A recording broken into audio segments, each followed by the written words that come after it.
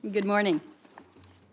The committee will come to order. We're here today to take a look at wildfire, to examine our wildfire management programs, the collaboration that is required to reduce risks to firefighters, to communities and resources, and some of the emerging technologies that are changing the way that fires are managed.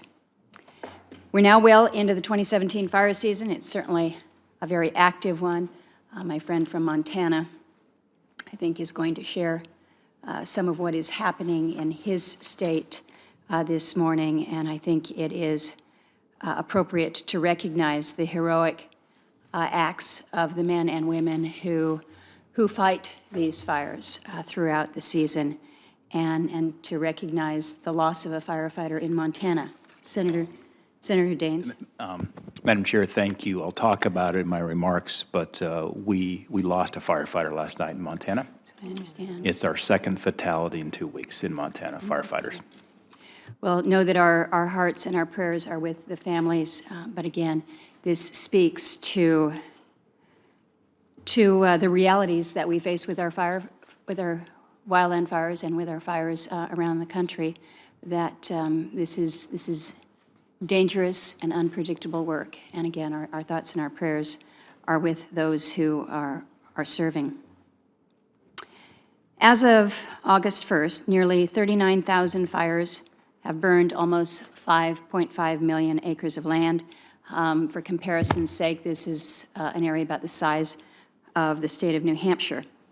In Alaska, we've had a low fire year this year. We've had more than 300 fires, burning about 630,000 acres.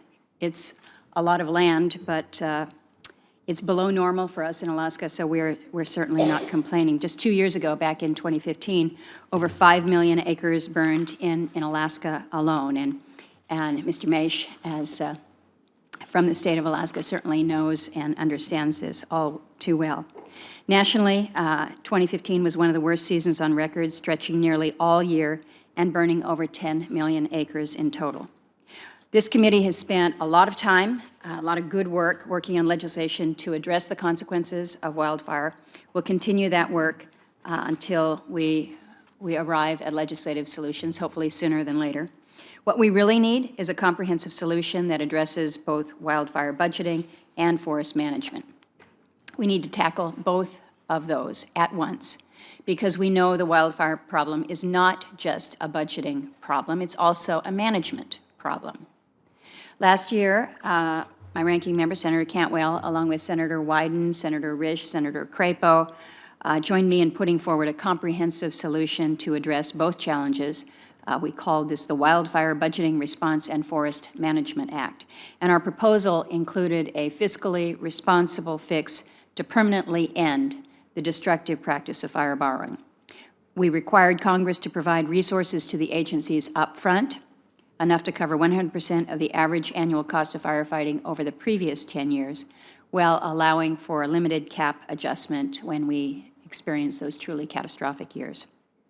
Our proposal took steps to address the hurdles that stand in the way of implementing the fuel treatments needed to mitigate wildfire risk, increase firefighter safety, and make our forests more healthy and more resilient.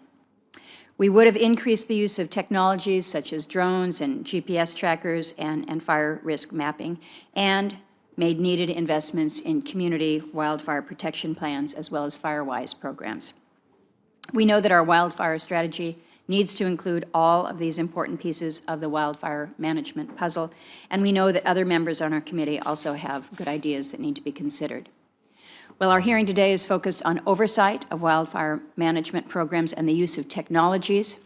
Our goal is a good bill that will fix these problems, and so the President will be able to sign this into law. We came up a little bit short in the last Congress, but as we will hear today, fires, again, continuing to destroy our lands. There's a lot more that we could do. There is a lot more that we must do, from budgeting to new technologies to better management practices to save them.